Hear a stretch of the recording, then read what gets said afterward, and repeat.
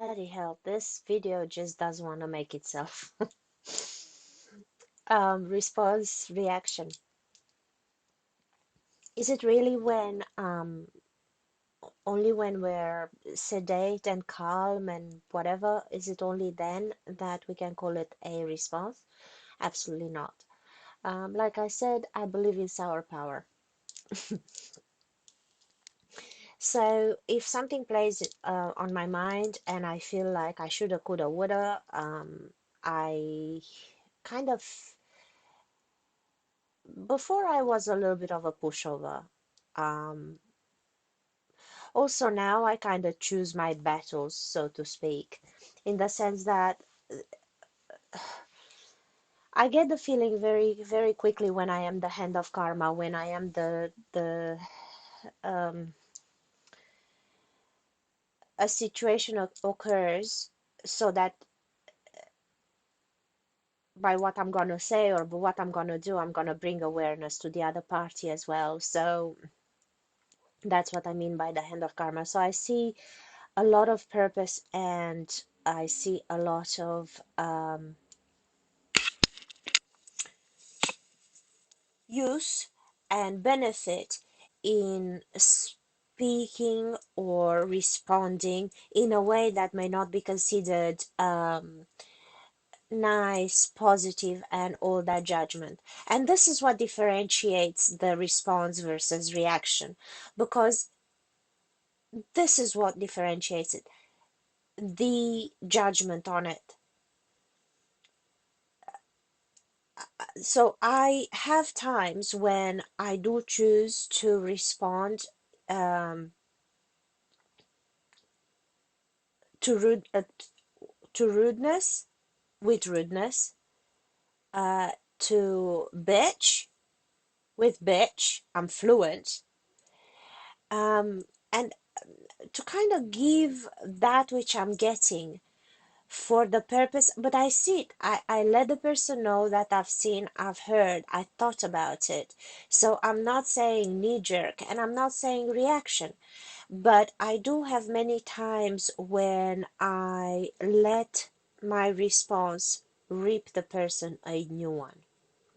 Because I know for a fact that for someone to need that, for me to be in a position where I'm required to think this way, obviously that person has crossed a certain boundary. The fact that they gave themselves the permission to cross that boundary, especially as an adult, a child, it's, well, they're in training. But if an adult, then there clearly no one slapped their snout um, ever, either from fear or wallflower or whatever, politeness or whatever. And they they find themselves judge, jury, and executioner on things that I consider they're none of their business. So I back myself up. This is the point of the story. I back myself up. I definitely do what is in my highest and best interest. My highest and best interest. I live authentically to me because I'm born in my body. I'm not born to kiss ass, to appease, or to create little monsters. So when someone crosses what I think is the decency barrier with me, they will definitely know about it. Because um, for someone to give themselves the permission to cross that barrier, it's clearly that no one reined them in. Who died and put me in charge over my life? Everybody fucking died. Only I'm in charge of my life. So that which affects my life, you bet your ass that I'm judge, jury, and executioner. And um, oh, but you lose. No, you don't lose anyone. For someone to give themselves permission, you have clearly lost them. For someone to bypass respect and boundaries and social norms and so on, you clearly didn't have them in the first place. For a person to do that, you clearly didn't have them in the first place.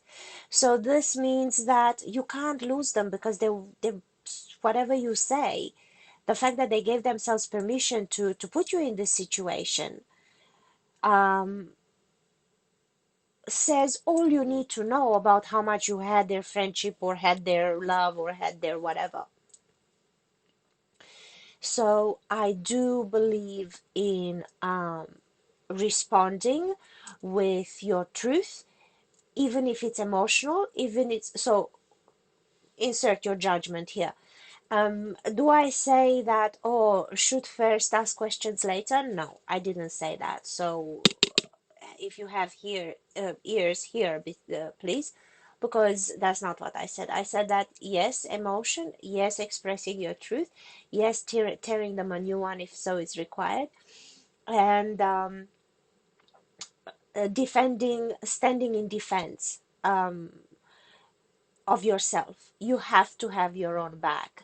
This is how I got to trust me. I back myself up in what I do, and come what may, I'm gonna continue to back myself up. So I stand in front of my mirror with integrity. I stay with my back up straight, and I am. The thing is, I also come from a place where I'm absolutely positive, as much as that implies duality. I'm absolutely sure that it's for the benefit of both. So at no point in time, and I had a lot of people that came later, and not all, because some are really small, but I had a lot of people that came and did apologize, and did know that my response was no reaction. And I came from a place of, yeah, harsh, yeah, meeting fire with fire sometimes, but they felt in time, as time went by, they felt the intent behind it. And the intent behind it was no retaliation with malice. Because sometimes their reaction is not even malice, sometimes it's just complete self unawareness. And this is where it's so important that your reaction is authentic, your response is authentic. Caught myself. Um, it's just semantics here that I'm arguing. I'm actually standing for response. But because we tend to use the term reaction instead of response, that's why that came out. So it's not technically a Freudian slip. But um, I stand by what the response is. There is no malice behind it, even if it is harsh. Um, yeah, the sun can tan you, but it can also burn you, and it can burn your house down. It is what it is. The sun doesn't have any malice. It is what it is. So, um, does that and give me a free pass with blah blah blah? I I can't see it that way, because I don't cross boundaries and go to out of my way to harm, to hurt, to blah blah blah. Also, by eliminating this person out of my environment, what I noticed, it clears. It's really funny. A lot of the things we do, as we do them in life, we have this energy field of absolutely everyone looking at it. When we do something, we instinctively go through this filter of knowing everyone that's gonna look at it and what they're gonna say about it.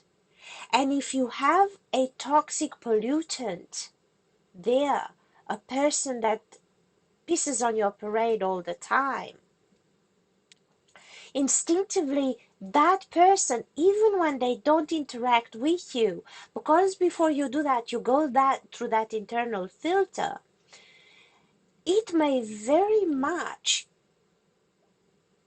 limit, edit, and restrain and repress you. Because so by them being gone away, you release yourself to do things that you know instinctively and unaware that this person would disapprove of or would make a nasty comment. So by the time this person is told the response it needs to hear, it will back the fuck off. And it's actually a good thing because it clears that field from which you create, and your freedom to create bigger and wider by not being filtered by this energy because it's now excluded from your circle frees you immensely. And also you could be the very catalyst, like I said, the very catalyst of this person's turnaround and looking at themselves. So I don't believe in positive responses only and all that crap. No, I do believe in trusting your instinct, backing yourself up. Trust your instinct, back yourself up. Trust your and stop judging it. Oh, but I was so negative. Says who? Oh, because they didn't like. Well, and stop judging it as negative, and then it's not necessarily a bad thing. If it has a charge of sour emotion and so on, that's what's needed right now. So backing yourself up is very, very vital for your well-being. If you betray yourself, please don't look around at why others betray you, because everyone treats you the way you teach them. So it's very important that you look at yourself, how you treat yourself, um, because what you don't do for yourself, you can't seriously expect others to do to save you from yourself. That's just so naive. That's why so many people put such unnatural and unrealistic expectations on their partners or their parents and so on, because literally they expect to be saved from themselves. But that's your job. You are born in your place, in your body. No one else is born in your body. So um, you gotta be there for yourself. And no, that's not sad. That's how it's supposed to be. Oh, 'cause nobody looks after me and nobody has my best interest. Why should anyone carry you? Why should anyone carry you? Why don't you carry someone? Natural question.